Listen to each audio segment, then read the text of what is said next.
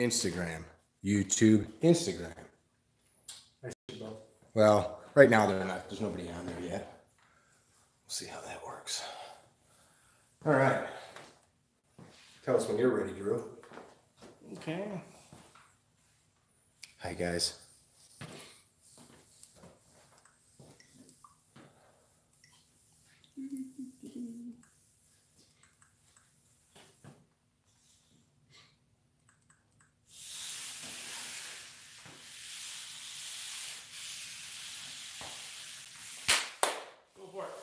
All right, cool. You guys get to watch us film an episode of the Higher Line podcast. We're not talking to you so much as the main camera's here, but you can watch, and if you want to watch, you can watch. If you don't want to watch, who cares, right? It's your problem. It's here for us, not for you anyway. You ready? Ready? No, I'm ready. Okay. Welcome to another episode of the Kerry Trainer Higher Line podcast. I got my buddy Jim Dexter. Jim, I think you're cold a little bit. A little bit. A little chilly. We've talked about doing this for like a year. We have. You've been busy. I've been busy. Worked out today. Glad that you made it out. Jim is a police officer here in suburban Chicagoland. You are former federal law enforcement officer. You're an air marshal, right? I was, that's correct. And then right now you currently serve on the board of our state's Tactical Officers Association. I do. Most people don't, if they don't know, many states, I think probably all of them, in some capacity have a Tactical Officers Association, which is a private entity. Basically, it's a collective of agencies. They put people out there and they look for training material, for new cutting edge stuff that they can take from the collective and pass on to agencies. Is that a better or good way of describing it? So you're on their board. I've known a few guys over the years that have done that. That's super cool because it's totally volunteer. It is, yeah, it's completely volunteer. Mm-hmm. So you and I chatted this morning, and this is what we wanted to talk about. A shooting happened here in our home state of Illinois in a pretty rough neighborhood. Was it last night or the night before? I think it was the overnight hours of the night before. Okay. And today is the 13th of November, right? So it was a couple nights ago. And what had happened, I'll paint the picture and then you and I will chat about it, you more so than I. A local bar full of people, a drunk gentleman's asked to leave. Drunk gentleman leaves, comes back with a gun, starts shooting the place up, right? So the security guard on scene is a legally armed concealed carry person. There's some, that's kind of a sketchy area. I don't know if we found out yet, like if he had a tan card, perk card, and all that stuff. Was he working? I don't have specific details. So like in the state of Illinois, to be armed in a place that sells alcohol as 50% or more of their income, you need to be there in the capacity as a security guard that's licensed to do so. So we don't know if he was or not, or if he was just like a security dude that had a concealed carry. But the long and the short of it was he went to the aid of the public there, got the attacker, the shooter on the ground. At the same time, local police show up, county police, and I'll let you take over. So as the police arrived on scene, the information that they had was that it was an active shooter situation. The details that are out right now are that there were injured persons inside the bar. The police located those injured persons and then eventually were led to an area in which they observed an armed subject around a group of people, and an officer subsequently utilized deadly force against that armed individual. So here's the problem. The media pumps out partial accounts of information, and what the mass public is told by the media, what the mass public chooses to believe, because they only dig so far, is a security guard was murdered by the police. When in reality, what had happened was an armed subject didn't obey a police command, is what it sounds like, and unfortunately, terribly, was shot. So we're not here today to discuss the total ins and outs of that, because that will have its day in court. All the facts of that will come to bear. But what we want to make sure people understand, all of you guys, from Instagram to YouTube to wherever you guys are listening, is post. I guess we could talk pre and post engagement. So much time is spent, especially if you're focused on the art of the gun or the actual combative application. We forget about what do we do before and after. Before meaning, can I run away? Can I hide? Can I call for help? Can I de-escalate the situation? And then after, do I need to sit here and hold this guy at gunpoint? Can I tell people I'm wearing a black shirt when the police officers get here? Make sure they know this guy in this shirt with the sweet salt and pepper hair and the dashingly handsome good looks is the good guy. That was a joke anyway, by the way. So 101, post engagement. Where does somebody start in that journey of training? So the first part in the post-engagement sequence in that journey is realizing that the post-engagement sequence isn't just this. Right. Everybody says, all right, do your post-engagement sequence. And on a flat range or in a training event, it's easy to do that, and then you stop the drill. But that's not when your post-engagement sequence ends. In a real-life, real-world shooting, your sequence of events isn't over until the police have arrived to deal with whatever you had to handle, whatever you had to deal with. So this idea that your post-engagement sequence is just your scan and assess or whatever you're going to do, and then look back downrange needs to be expanded further, especially in your mind and your preparation and your recognition that you've just discharged a firearm. Somebody else is coming. Sure. The police have been summoned. They should have been summoned. They're likely on their way. And you can't always be sure what information the police have. First off, I'll tell you that as a law enforcement officer, the information that we get isn't always the best. Sure. You've got scared people calling 911. Multiple people calling. What's he look like? I don't know. They're taking 13, 14 different phone calls, and they're feeding us pieces of information. It may be from different sources. There may be conflicting pieces of information, but the police are on their way. Somebody is always eventually going to come. Let me interject here too. This is all true for a police officer. This isn't just the armed non-police officer, so you might be the only guy on scene. We talked today, an unarmed, or not an unarmed, but an off-duty, plainclothes officer, or even a completely uniformed officer has these same issues, right? Correct. Yeah, absolutely. When you look at plainclothes law enforcement officers and the amount of times that plainclothes officers are shot by the police, it's a high number because it's the same context, it's the same situation in that you have someone who is dressed similar to everyone else because they were, in this instance, they were at a bar, and so everybody kind of looks the same. What's a bad guy look like? Red hair, if you'd have seen me this morning before I got trimmed up a little bit more, I look more like a bad guy than I do now. But when you look at the settings of things, especially, you look at this recent shooting at the California bar out west, and what does a bad guy look like? It could be anybody in the crowd who all of a sudden decides to do harm to other people. Minus your bank robbery where the guy's wearing a ski mask, right. The recognition between who is a good guy and who is a bad guy, in a fast, dynamic, moving situation in which the law enforcement's response, especially to an active shooter situation, is our number one priority is to immediately stop the loss of life. And you've got to analyze a huge swath of information in a very compressed amount of time. And I think the point that everybody listening needs to take away is if you're on a scene, be it a car accident, a fire, or some type of violence, the information you provide the 911 dispatcher is your information when you roll up. It is. And that's it. Because you don't know. You don't magically know. It's not like there's some earbud where there's it's not like the movies where there's drones everywhere telling you three-dimensional, and it's not TV. Right. It's not TV where I run up and the good guy has put the bad guy down and he's just kind of giving a thumbs up and everybody runs up and knows what's going on. Right.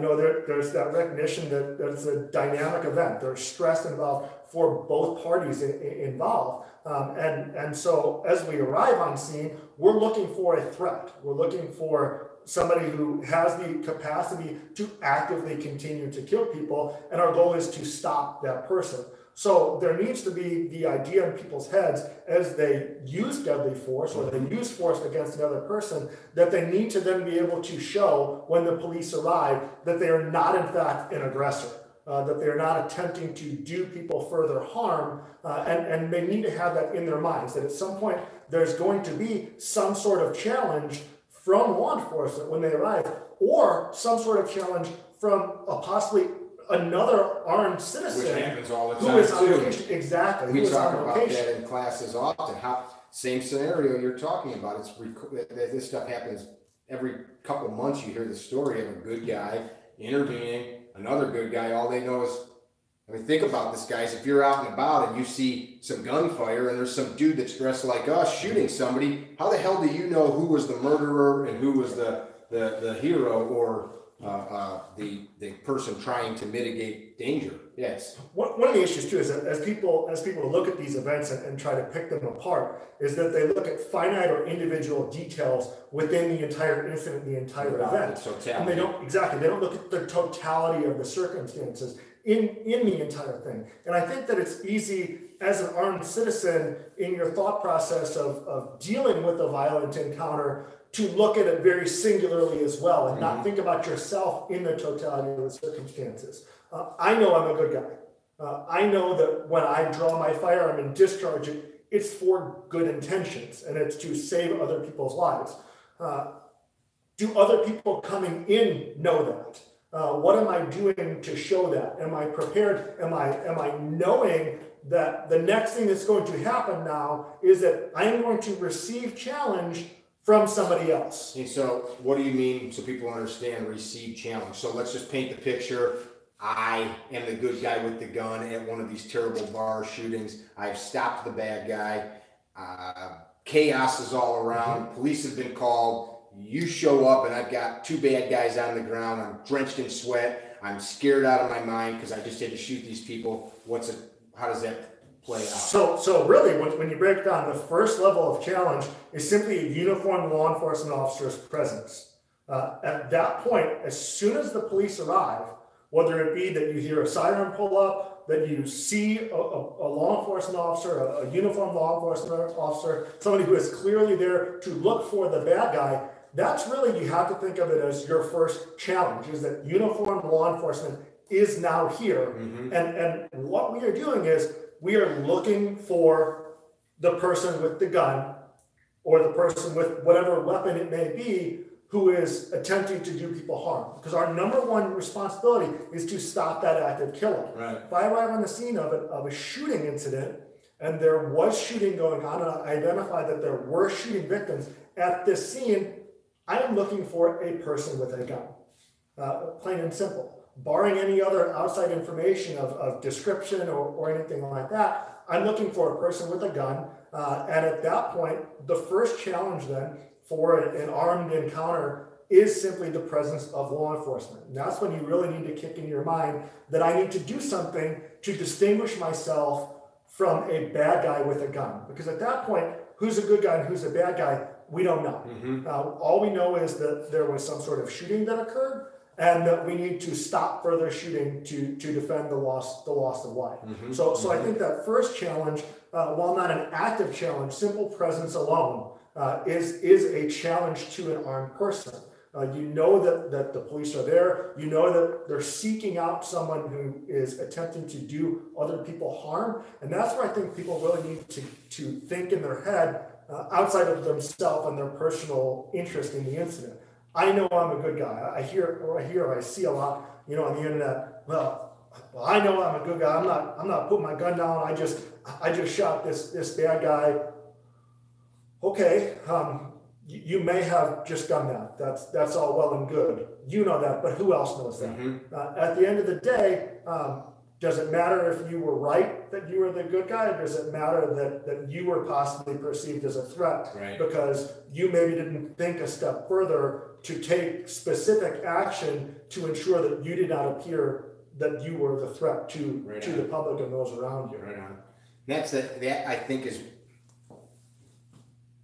that specific instance of assuming that we even have this time frame to have discussions, right? Like we train sometimes for very specific instances that may or may not happen. So in this instance, maybe you're the only one there and police aren't coming, or if you don't know if they're coming. Maybe you didn't have a chance to communicate with the dispatcher. Maybe there's 40 people at the mall that all call the cops. So you have no idea what each of those individual people. I bring this up because we can't assume one, law enforcement is made of the same flesh and blood as the rest of the world. So they have the same responses to adrenaline and high levels of stress. You and I talked about this earlier. Even highly trained big city police agencies oftentimes are very untested, because even though the news tells us that these things happen every day, in reality they're actually very few and far between. Most cops go their whole career and never shoot anybody, thankfully. So we assume, though, as a general public, that these guys have some extra power to be able to discern right from wrong, good from evil. So I only bring that up because you have to put yourself in the position of, what would I do as a normal, lawful, law-abiding person? Kind of the same metric that we use when the reasonable man doctrine, being able to articulate our actions. Are your actions standing there as the cops pull in? Are they the actions that a reasonable person would do? Hey, put the gun down. Screw you, man. It's my Second Amendment right to hold on to this thing. Yeah. Now, wait a second. So now they shot you. Yeah. And then when everybody says, well, the cops told him put the gun down, but he didn't listen, would a reasonable person not put their gun down when a law enforcement officer? You get some folks that take the stance of, screw that, their rights don't trump mine. True, except we the people empower police officers to protect us from evil. So they're just doing their job. It's kind of yeah, and I'm certainly here not here to make excuses for the police. I am a police officer. I'm also a citizen.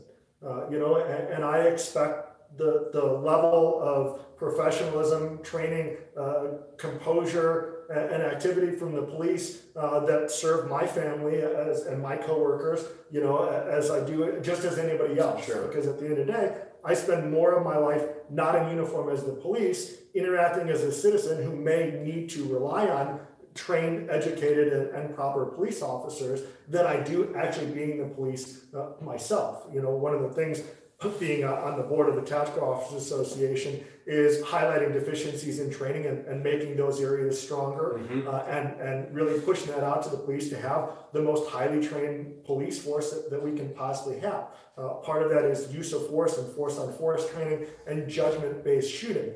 But I think that one of the things that we need to do is that there needs to be a middle ground between the idea of force on force and judgment-based shooting with the police and armed citizens and their recognition in playing a part in ensuring that there isn't an incorrect application of force. Because let's be clear, if we arrive on scene and there is an active shooting going on and we see somebody with a gun and go so far as to issue a verbal challenge, the next part of kind of the challenge in an armed encounter, we issue a verbal challenge, drop the gun, and you don't immediately do that, we are going to use force.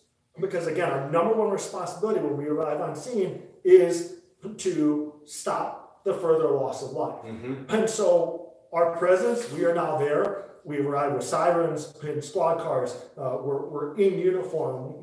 We may have long guns with us, a very clear presence, and it should be very obvious what we're there to do. When we take that a step further then and issue a verbal challenge, we need to come in the middle between this use of force training that the police do in shoot, no shoot situations and the education of the general armed public in what role they need to play to ensure that our use of force is proper. Sure. Because while you may be right, at the end of the day, if I don't see or the police don't see that you are the one who was right in that situation and you get shot, what good did it do for you to have been right? We're judged by our actions, and if our actions would lead, for example, calling fire in a dark theater, well, why would you do that? When everybody gets up and stampedes out of the theater, why would you assume they wouldn't? So like, it just seems so simple to me, simple to understand that if people see this and understand your word totality of the situation and look at that, and again, to your point, we're not trying to brush off bad or criminal or improper behavior, but pointing a gun at you, telling you drop the gun, I'm here doing my job, and you don't drop the gun, you're probably going to get shot, right? You're probably going to at the very least. Yeah, at the very least, at least getting shot once or more times. So verbal command being issued. I mean, there's not tons to talk about. Obey the commands. I talk about this often, and people will say to me, "Oh, you're a bootlicker. You're a red coat bootlicker." It makes me chuckle because I know cops that do the same thing. I'll explain in a minute that my credentials are in my back pocket because I know that you know that. So the biggest thing with verbal commands and the obeying the verbal commands is first off the recognition that people need to realize in their head if they've just used force that verbal commands are probably coming. I realize that in use of force things you get auditory exclusion, you kind of get that tunnel vision. And so when you look at the post-engagement sequence and the things that you should be doing, movement, commands, verbalizing things to get yourself breathing again and get yourself hearing more things around, there just needs to be the recognition that you need to start listening to what's happening and what's going on around you, and take a certain level of responsibility past just shooting the gun. Now it's time to be looking around, making sure that you hit the right guy, listening to what's going on around you, and again, just really engaging in your mind that somebody else is probably coming now into this situation and tuning into the next part of what's going to need to be done, and that's that handover of the situation to the police. Because as far as obeying commands go, your part of this is now over.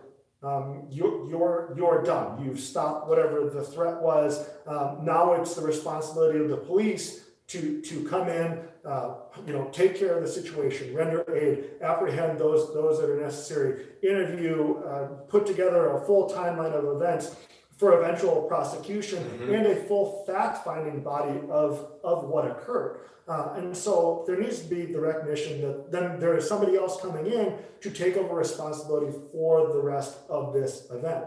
And so, this idea that, I've got to obey orders. Well, yes, you have done what you said you were going to do through all of your training, through carrying a firearm, through being willing to step up and interject in that situation to stop the loss of life. But at the end of the day, part of stopping that loss of life is ensuring that you live through the end of that encounter in order to get the high five from the police and the citizens medal, and all of the recognition that comes with stepping up into these sort of incidents as an active participant in saving lives. But so part of that is the recognition that somebody else is coming and opening up your mind in that post-engagement sequence and realizing that it's not just the look over your left, the look over your right that we all practice and pretend on the range in our Instagram stuff, that we do as we follow down, look left, look right, and I'm like, oh yeah, boom, I'm done. There's so much more in that. You need to get verbalizing, start telling people, hey, call the police. Tell them who I am. I've got on a white shirt with blue sleeves. I've got red hair and glasses. Exactly. Tell them I'm in the back corner of the building and I've got the bad guy on the ground and I'm armed. But I'll put my gun down when they get here or whatever. One of the parts of that is preparing for these sort of encounters beforehand. A family plan, if you will, if you're going out with other people, if you're going out with your significant other or your family, to frequently talk about if you carry a gun, whether it be off duty as a police officer or as a legally armed citizen, is to have the conversation with your family members, with your significant other, of what they need to do should an incident like that break out. And it needs to be talked about and reminded fairly frequently. I very often, when we're going out to the mall, especially like around Christmas season when it gets really busy, when we're on the drive there, hey, time to rehash the safety plan. Something goes down. What are you going to do? What am I wearing right now? And what are you going to do? Where are you going to go? You're going to get out and you're going to go home. Mm-hmm. You're going to get in the car and you're going to drive home. Uber exists. You know, if it ends up being fine and nothing happens, I'll Uber back home. You're going to remove yourself from the situation. You're going to call 911, inform them that I'm an off-duty law enforcement officer, that I'm armed, and that I'm wearing this, and this was the last place that you saw me, and advise them that I'm going towards the gunfire that we could actively hear. And it's the same thing for armed citizens as they go out. To just have that little piece of preparation can go a long way. Now, I'll say that it can go a long way in that that information, you can't assume that the police know that information. Right. And that's one of the other things is that with especially in a larger active shooter situation, Did the dispatcher pass on what was needed? Correct. Did they even get it? Yeah. Did it go to another dispatch center who's now handling overflow calls because they got inundated with so many calls at once that it went to their overflow system, and so now you have a different county answering those 911 calls. You know, was it a piece of information that was a priority to be put out at that time versus on-scene traffic? And so it's important to do, because you should always be set up for the greatest amount of success as possible. Sure. But you also need the understanding that just because that information was relayed, or you think it was relayed, do not assume that the responding law enforcement officers know that for sure. Right. Because it's not a guarantee or a gamble that you want to take. So, like, my takeaway talking about this, the thing that we pass on, your point, having a plan, it's also being flexible. And it all seems to me to come down to being aware, not the range scan, but being aware and then having some action for whatever stimuli comes back. If the stimuli is 10 rifles pointed at you, being told, drop your gun, hey, this freaking Glock isn't going to go off. You got it, guys, whatever. Or telling the people around you as the cops approach, tell them I'm right here, because perhaps you can't let go of the person that's on top of you. Maybe you're not even armed. Who knows? But you need to be able to communicate. My friend Z likes to say exposure equals composure.